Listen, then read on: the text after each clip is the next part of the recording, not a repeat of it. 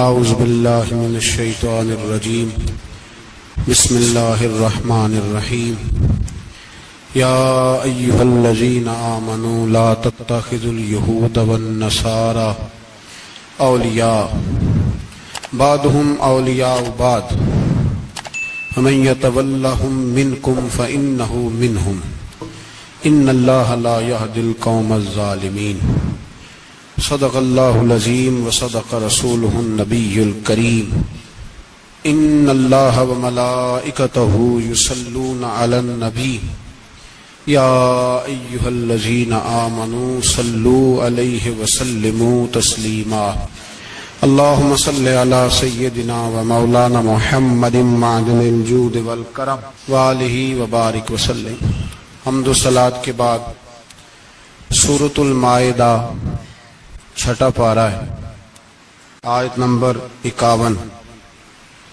اللہ تبارک و تعالی نے ارشاد فرمایا یا ایھا الذین آمنوا لا تتخذوا اليہود والنصارى اولیاء، اے ایمان والو یہودیوں اور عیسائیوں کو دوست نہ بناؤ۔ یہ مضمون قرآن پاک کی بہت ساری آیات میں، اس آیت کا انداز ذرا تھوڑا نرالا ہے۔ انہیں دوست نہ بناؤ، کیوں؟ اس لیے کہ بعضهم اولیاء بعض، وہ آپس میں ایک دوسرے کے دوست ہیں۔ تمہارے دوست وہ آپس میں ایک دوسرے کے دوست۔ قرآن پاک ہمارے ذہنوں پر بڑی ٹھنڈی بڑی خوبصورت دستک دیتا ہے۔ اے ایمان والو انہیں اپنا دوست نہ بناؤ، اس لیے کہ یہودی اور عیسائی آپس میں ایک دوسرے کے دوست ہیں۔ اتنا بھی کافی تھا، لیکن اللہ تبارک و تعالی نے معیار ہی بدل دیا اور اتنا بڑا حکم ارشاد فرمایا۔ اس آیہ مقدسہ نے ہر چیز کو اپنے دامن میں سمیٹ کے رکھ دیا۔ یہودی اور عیسائی کو اپنا دوست نہ بناؤ، اس لیے کہ وہ آپس میں ایک دوسرے کے دوست ہیں۔ تو بات اتنی بھی کافی تھی، لیکن فرمایا اللہ تعالیٰ نے وَمَن يَتَوَلَّهُم مِّنكُمْ، جو تم میں سے انہیں اپنا دوست بنائے گا۔ تمہیں منع کر دیا ہے، ہم نے روک دیا ہے کہ دوست بنانا، اور اگر وَمَن يَتَوَلَّهُم مِّنكُمْ، جو تم میں سے، وَمَن يَتَوَلَّهُم مِّنكُمْ، جو بھی تم میں سے انہیں اپنا دوست بنائے گا فَإِنَّهُ مِنْهُمْ، تو وہ انہی میں سے ہے۔ تمہیں بتا دیا ہے کہ دوست یہودی اور عیسائی کو کبھی دوست بنانا، اور اگر بناؤ گے تو پھر تم، اور پھر جو قرآن مجید نے بات اس آیہ مقدسہ کو جو ختم فرمایا تو فرمایا ان اللہ لا یہدی القوم الظالمین، بے شک اللہ ظالموں کی قوم کو ہدایت نہیں دیتا۔ ظلم کرنے والوں کے نصیب میں ہدایت نہیں ہوتی۔ وہ ظلم کرتے رہتے ہیں اور انہیں سمجھایا جائے تو مانتے بھی نہیں، اس لیے کہ ہدایت ان کا نصیب نہیں ہوتی۔ میرے بھائی، دنیا میں بد نصیب ہے وہ شخص جو غلطی کرتا ہے اور پھر مانتا بھی نہیں، اور دنیا میں کم ظرف ہیں وہ لوگ، کم ظرف جو اپنے ظالم ہونے کے باوجود ظلم پر وضاحتیں پیش کرتے ہیں،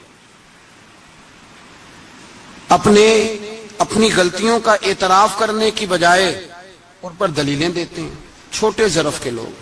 اللہ تبارک و تعالیٰ نے فرمایا یہودی اور عیسائی کو کبھی دوست نہ بنانا۔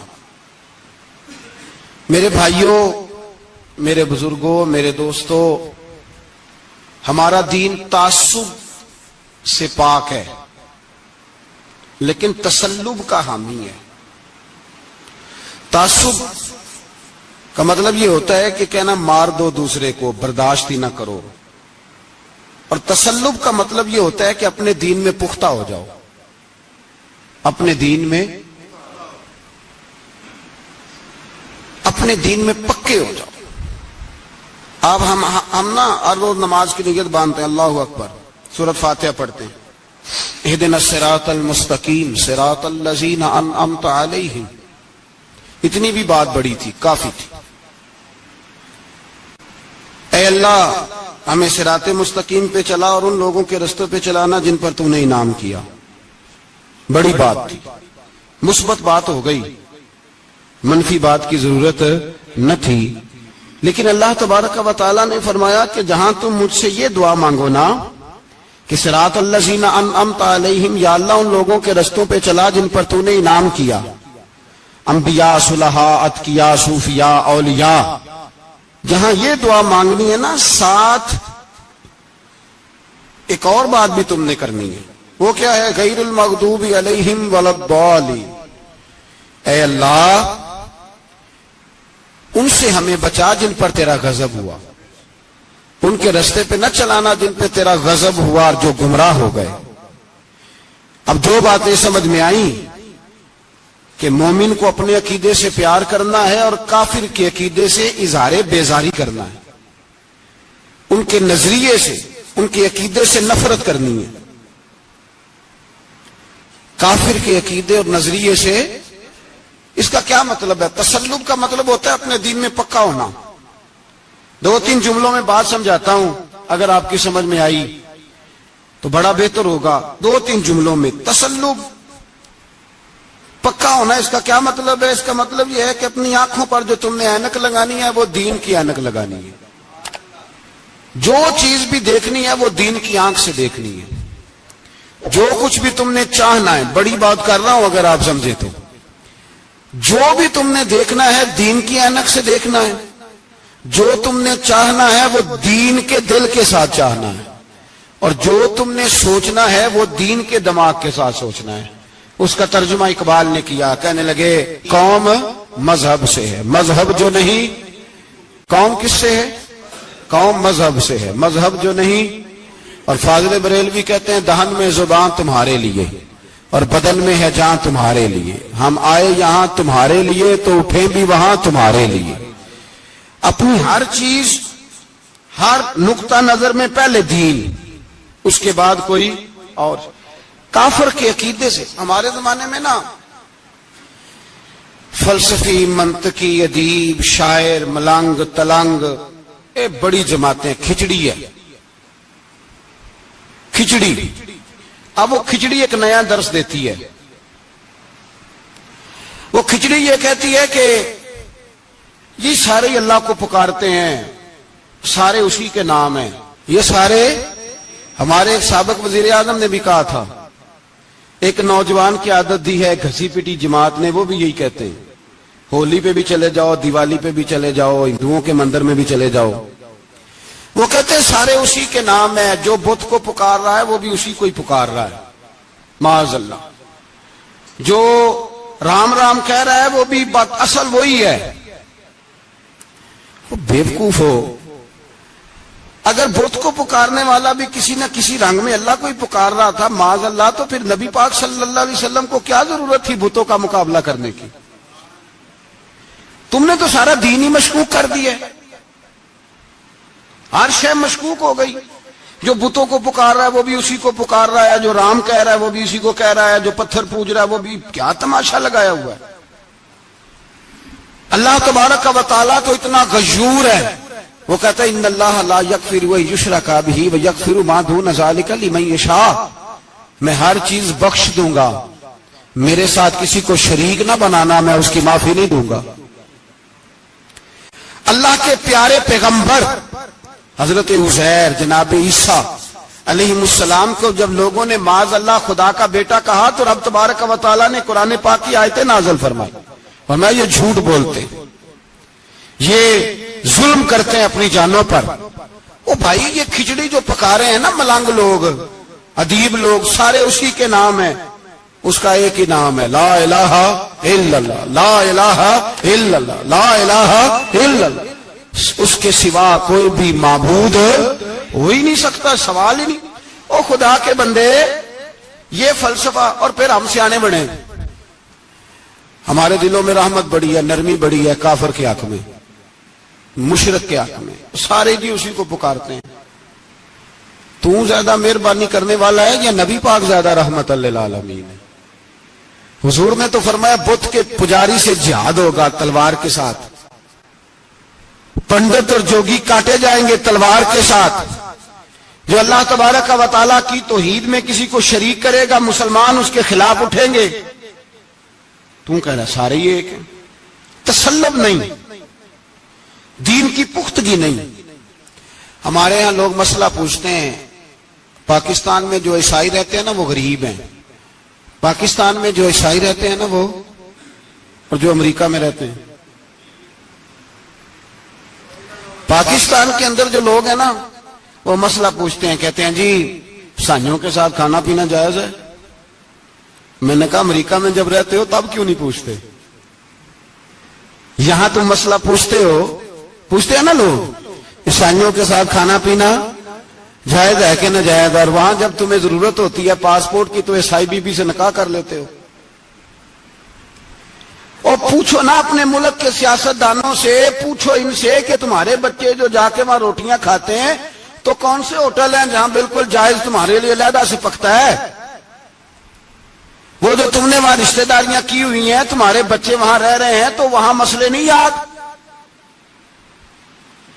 अगर एक गरीब नाली साफ करने वाला ईसाई आए तो उसके बारे में फतवा है कि इसके साथ रोटी नहीं खानी, और ट्रंप आ जाए तो फिर कोई मौलवी मसला नहीं पूछता कि इसके साथ खाना जायज है कि नाजायज है। हमारा वो जो कुफर के मामले में इजहार बेजारी था, नफरत काफर के अकीदे से, हम कभी नहीं कहते कि ईसाइयों के मंदिरों को आग लगा दो। कभी जुलूस लेके गए हैं कि मंदिर गिराना है? बोले उनका गिरजा कभी गिराया है? हिंदू का मंदिर, मरजई की इबादत गाह, अकलियत करार दे दिया, ठीक है जहां ईसाई अलहदा से अपना काम कर रहे हैं तुम भी करो। लेकिन हम उनके अकीदे के कभी भी हामी नहीं हो सकते। अगर कहें कि ईसाई भी सही कह रहा है, हजरत मरियम को अल्लाह की बीवी कह रहा है, जनाब ईसा को अल्लाह का बेटा कह रहा है, और तू कहे सारे उसी के नाम है,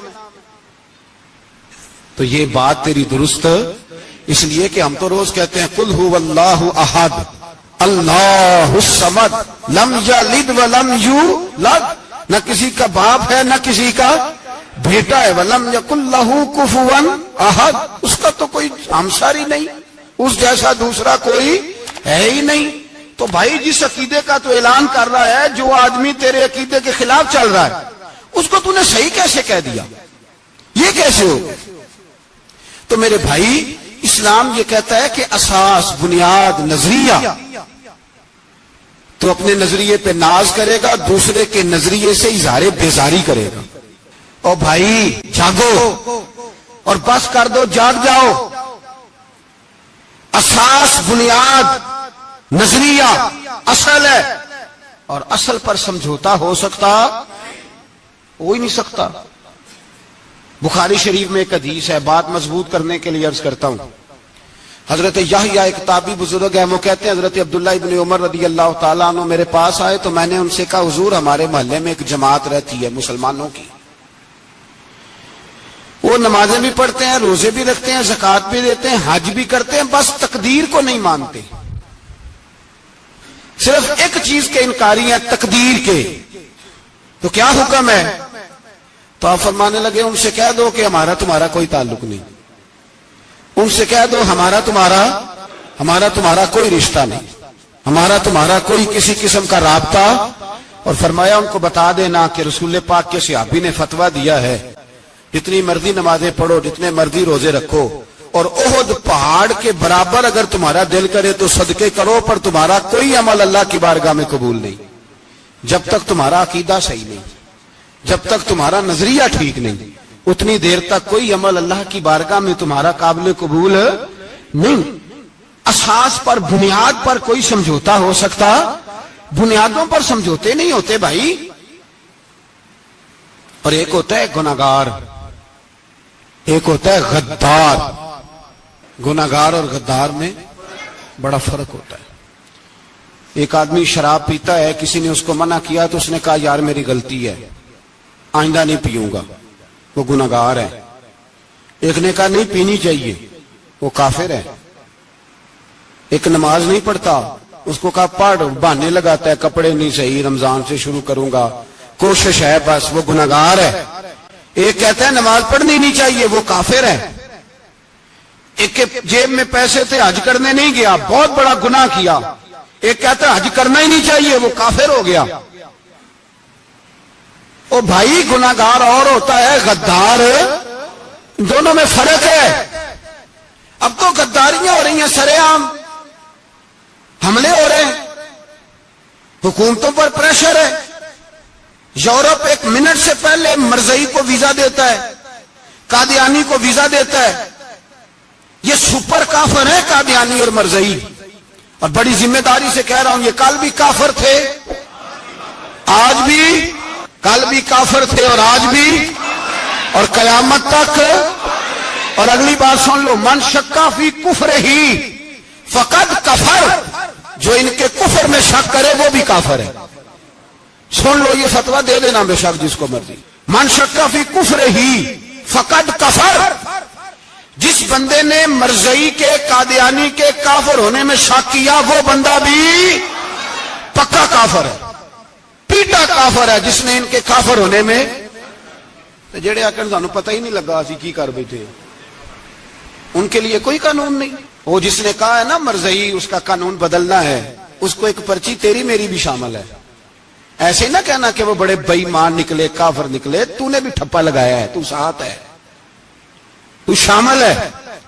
جب قومی اسمبلی میں یہ قرارداد پیش ہو رہی تھی تو ان کو ووٹ دینے والے ان کے گناہ میں شریک تھے، مجرم تھے، ساتھ شامل تھے، ان کو معافی نہیں ملے گی، ان کو لمبی توبہ کرنی پڑے گی اللہ کی بارگاہ میں، انہیں آنسو بہانے پڑیں گے ان کو ٹھپے لگانے کی وجہ سے۔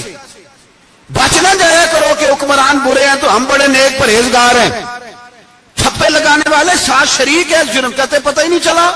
کیسے پتہ نہیں چلا؟ کیسے پتہ نہیں چلا؟ یہ تو جو مدہوش ہوتے ہیں انہیں پتہ چل جاتا ہے یہ نبی پاک کی عزت کی بات ہو رہی ہے۔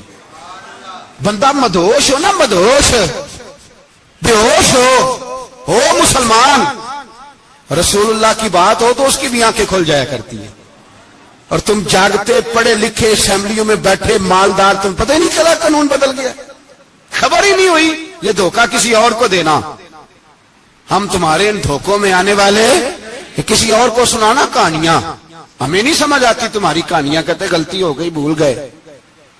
اور وزیر اعلیٰ صاحب کہتے ہیں اس کو نکال دینا چاہیے۔ کس نے نکالنا ہے نا تماشا؟ کہتے ہیں اس کو نکال دینا چاہیے جس نے اس قانون میں، تو کس نے نکالنا ہے؟ حکومت تو آپ کی ہے، تو کون نکالے گا؟ شرم کرو، مر جاؤ ڈوب کے۔ یہ تمہارا طریقہ ہے؟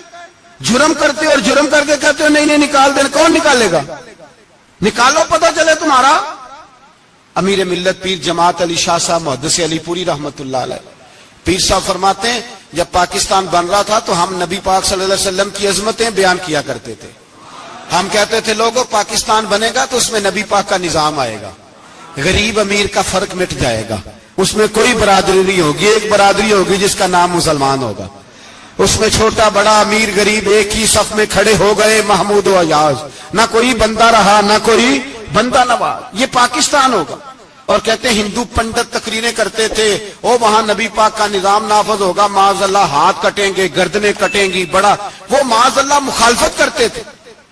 وہ کیا پتا تھا کہ بعد میں یہاں بھی سارے وہی تماشے ہوں گے جو وہ کہہ رہے ہیں۔ تو پیر صاحب کہتے ہیں کہ جگہ ہندوؤں کا جلسہ تھا، ہندوؤں کا پنڈت تقریر کر رہا تھا، وہاں سارے ہندو بیٹھے تھے، تو اس پنڈت نے نا تقریر کرتے کرتے نبی پاک کی شان میں کوئی بے ادبی کر دی معاذ اللہ، کیونکہ سارے ہندو تھے، کوئی مسلمان نہیں تھا۔ ایک ملنگ بیٹھا تھا دور، اس نے دوری ڈنڈا پکڑا ہوا تھا اور کوئی اپنی موج کا کام کر رہا تھا۔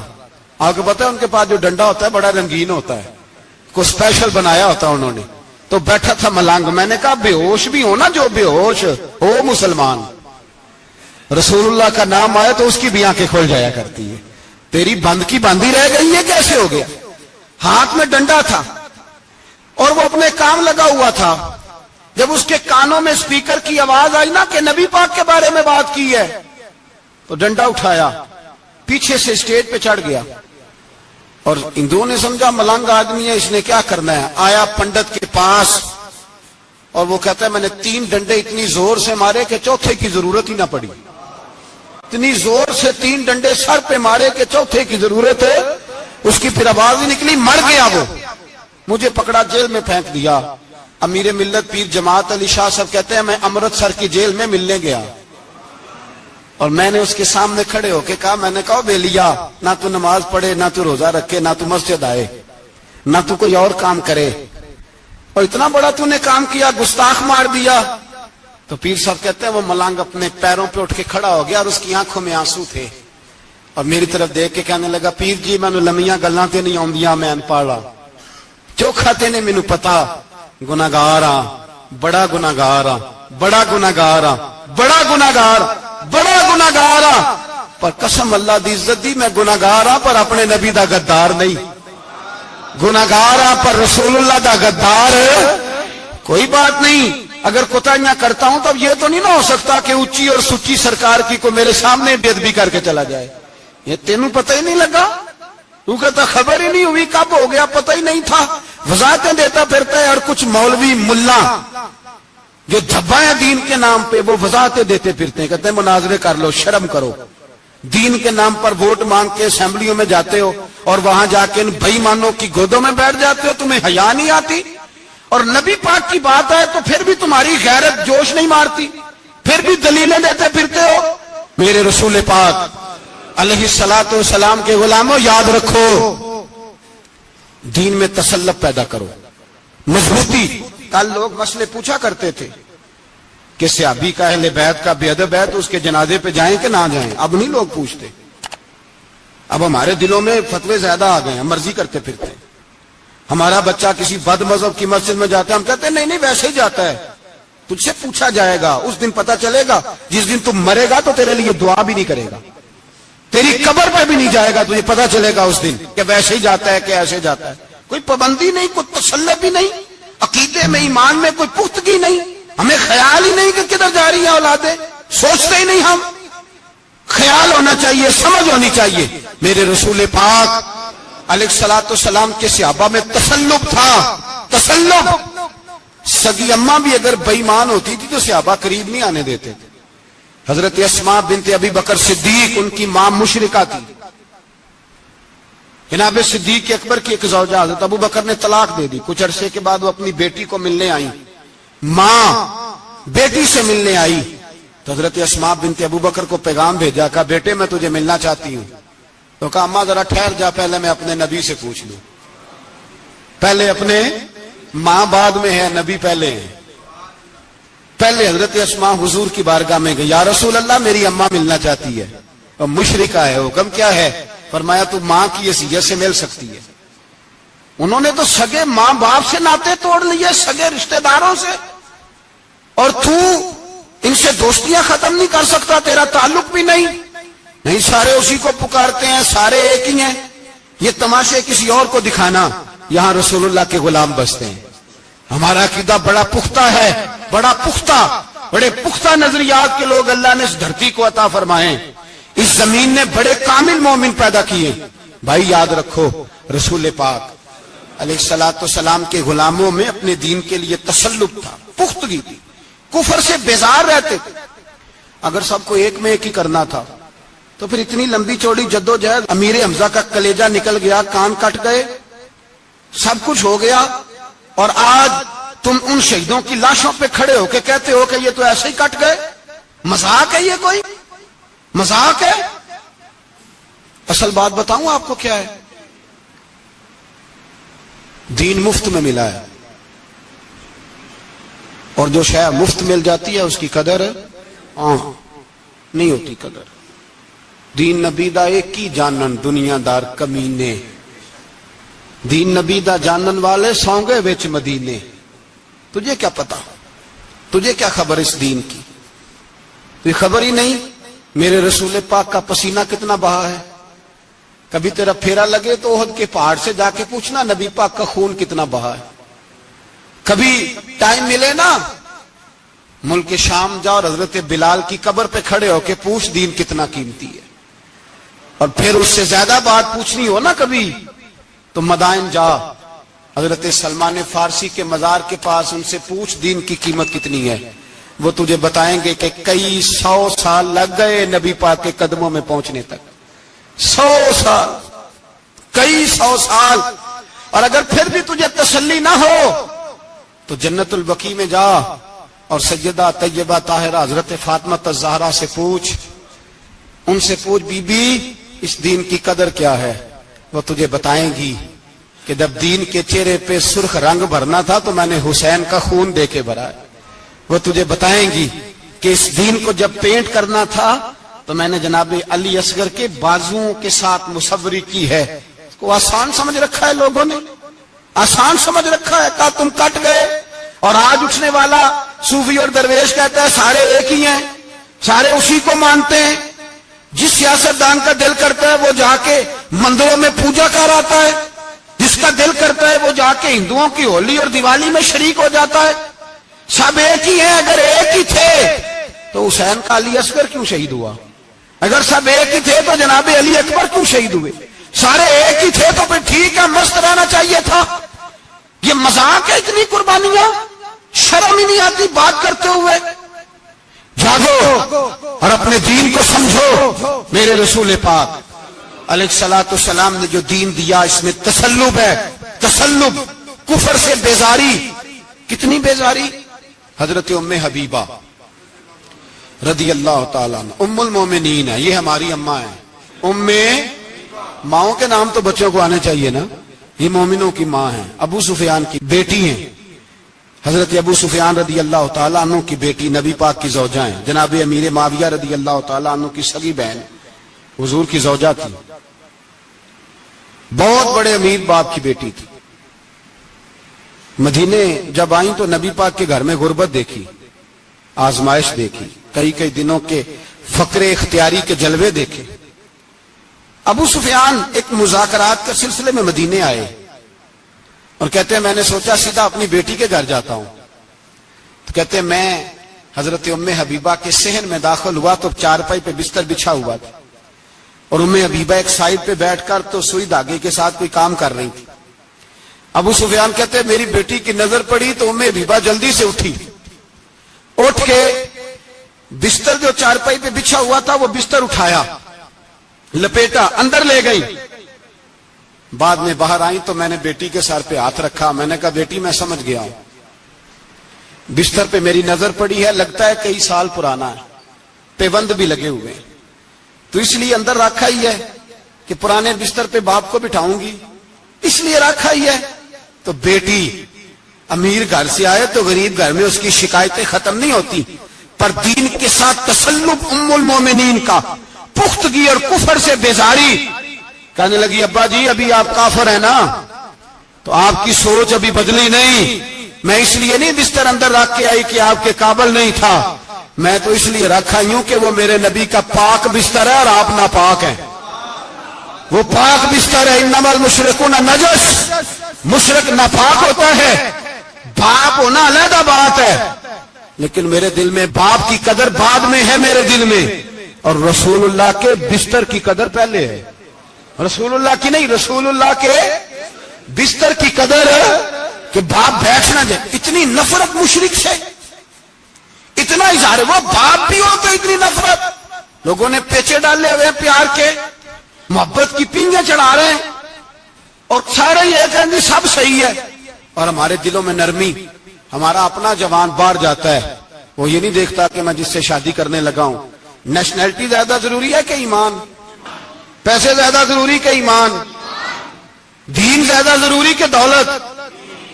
عجیب تماشا ہے، بیچتے پھرتے ہیں، فار سیل کر دیا مذہب کو، تسلب ہی نہیں، وہ خیال ہی نہیں، توجہ ہی نہیں ہماری۔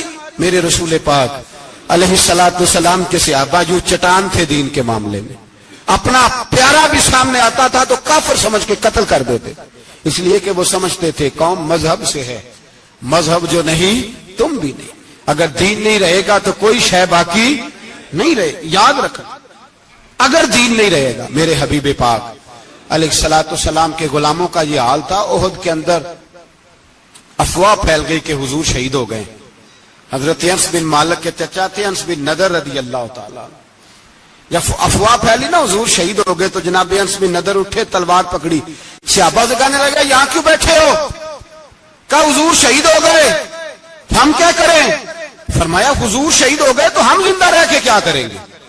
یہاں کیوں بیٹھے ہو؟ ہمارا جینا بھی مصطفیٰ کے لیے، مرنا بھی مصطفیٰ کے لیے۔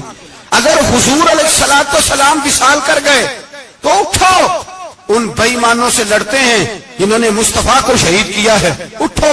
حضرت انس بن نضر میدان میں نکلے، اس طرح لڑے کہ صحابہ کہتے ہیں نہ زخموں کی پرواہ، تیر برستے رہے پرواہ کوئی نہیں، تلواریں چلتی رہی پرواہ کوئی نہیں، ان کے وجود پر نیزوں کے زخم آتے رہے پرواہ کوئی نہیں۔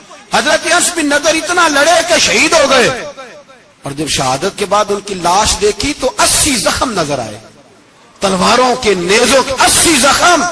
حضور کے لیے ان لوگوں نے جانیں دے دی، پرواہ نہیں کی۔ یہاں اس مسئلے کو ہمارے ہاں لوگ سمجھتے ہی نہیں۔ ختم نبوت کا مسئلہ بڑا حساس مسئلہ ہے۔ ما کان محمد ابا احد من رجالکم ولکن رسول اللہ وخاتم النبیین۔ ہم ختم بھی پڑھے نہ کسی کا تو اس میں بھی ختم نبوت والی آیت پڑھتے ہیں، اس لیے کہ یہ بنیادی مسئلہ ہے۔ ہم لوگوں کو بتاتے ہیں کہ جو مرنے والا گیا ہے نا دنیا سے، وہ نبی پاک کی ختم نبوت کا اعلان کرتا ہوا گیا ہے۔ ہم لوگوں کو یہ بات بتلاتے ہیں، میرے حبیب پاک علیہ الصلوۃ والسلام کی 150 کے قریب حدیثیں ہیں کہ میں آخری نبی ہوں، میرے بعد کوئی نبی نہیں ہے۔ 150 کے قریب حدیثوں میں حضور نے ارشاد فرمایا، جگہ جگہ محبوب پاک نے وضاحت فرمائی کہ میں آخری نبی ہوں، میرے بعد کوئی نبی ہو سکتا، وضاحت۔ اور ہمارے علماء نے لکھا ہے جو دعویٰ کرے کہ میں نبی ہوں، اور جس بندے نے اس سے یہ کہا کہ چل کوئی دلیل دکھا، وہ بھی کافر ہو گیا، وہ بھی کافر۔ کیوں تو نے یہ سوال کیا؟ یہ حساس نوعیت کا مسئلہ ہے۔ میرے رسول پاک علیہ السلام کے غلاموں نے ایک پیغام دیا ہے ہمیں، اس پیغام کو یاد رکھنا۔ حضرت سعد بن ربیع رضی اللہ تعالیٰ عنہ کو احد کے میدان میں اتنے زخم لگے کہ اٹھا نہیں جاتا تھا۔ نبی پاک صلی اللہ علیہ وسلم نے فرمایا جاؤ کو میرے سعد بن ربیع کا پتہ کرو وہ کہاں ہے۔ صحابہ آئے تو فرماتے ہیں جب ہم ان کے پاس پہنچے تو ان کی روح پرواز کر رہی تھی، آخری لفظ انہوں نے ادا کیے، کہنے لگے ادھر آؤ صحابہ، ادھر آؤ، میری وصیت سن لو۔ ہم قریب گئے، ہم نے کہا شاید بچوں کے بارے میں، اولاد کے بارے میں، گھر کے بارے میں کوئی وصیت کریں گے۔ تو حضرت سعد بن ربیع نے وصیت فرمائی، کہنے لگے جا کے نبی پاک کے غلاموں کو میرا پیغام دے دینا، جا کے امت مسلمہ کو میرا پیغام دے دینا کہ مسلمانوں اگر تم میں سے ایک بھی زندہ ہوا اور نبی پاک کی ناموس پر کوئی حرف آیا تو پھر اللہ کی بارگاہ میں تمہارا کوئی عذر قبول نہیں کیا جائے گا۔ یہ میرا، یہ میدان احد میں سر سے لے کر پاؤں تک زخم لگے ہوئے ایک صحابی کا پیغام ہے امت مسلمہ کے نام۔ حضرت سعد بن ربیع رضی اللہ تعالیٰ عنہ فرمانے لگے میں مرتے وقت مسلمانوں کو پیغام دے کے جا رہا ہوں کہ اگر حضور کی عزت پر، ناموس پر، نبی پاک صلی اللہ علیہ وسلم کی ذات پر ذرا سا بھی حرف آیا اور مسلمان زندہ ہوئے، اور پھر اگر وہ سمجھیں کہ ہمیں اللہ کی بارگاہ سے معافی مل جائے گی، تو یاد رکھنا رب ہر بات معاف کرے گا، اس بات میں تمہیں اللہ معافی، اس میں تمہیں یہ پیغام دیا سعد بن ربیع نے، اور امت کو سمجھایا کہ ہر بات میں کمپرومائز کر لینا، رسول اللہ کی ذات کے بارے میں کمپرومائز نہ کرنا۔ جب سے مرزائیوں کو ان سپر کافروں کو اقلیت قرار دیا گیا ہے، اس کے بعد کسی مرزائی کی عبادت گاہ جلائی ہے مسلمانوں نے؟ بولے کبھی کسی مرزائی کے ساتھ مسلمانوں نے کوئی ظلم کیا ہے بعد میں؟ ٹھیک ہے اپنی عبادت کر رہے ہیں جس طرح بھی کر رہے ہیں، باقی اقلیتیں بھی رہیں۔ کبھی دوبارہ علماء نے یہ تحریک چلائی ہے کہ انہیں پاکستان سے نکالو، یہ کیوں بستے ہیں یہاں؟ اقلیت ہے تو رہنے دو۔ جو بے ایمان ہے، کافر ہے، اسے گھسیٹ کے دین میں کیوں لاتے ہو جب وہ آنا نہیں چاہ رہا؟ انہوں نے اس کانے بے ایمان کو نبی مانا ہوا ہے، وہ اس کو پیغمبر مانتے ہیں، کبھی ذلی نبی مانتے ہیں، کبھی بروزی نبی مانتے ہیں، پوری دنیا میں نیٹ ورک بنایا ہوا ہے، ہر جگہ ڈنڈورا پیٹتے پھرتے ہیں۔ وہ کہتے ہیں خاتم النبیین کا معنی یہ ہے کہ نبی پاک تو مہرے لگانے آئے ہیں، بڑے نبی آ سکتے ہیں۔ ان کا عقیدہ یہ ہے کہ مرزا مستقل نبی نہیں تھا، وہ حضور کا سایہ بن کے آیا تھا۔ وہ معاذ اللہ جس نبی کا اللہ پاک نے ظاہری حیات میں سایہ نہیں بنایا، یہ کانا سایہ بنے گا نبی پاک کا؟ اس بے ایمان کو وہ اپنا پیشوا مانتے ہیں۔ چلو چھوڑو، جو کافر کو اپنا پیشوا مانے وہ بندہ صحیح ہوتا ہے، چلو نبی نہ بھی مانے، پیشوا مانے، وہ صحیح ہوتا ہے؟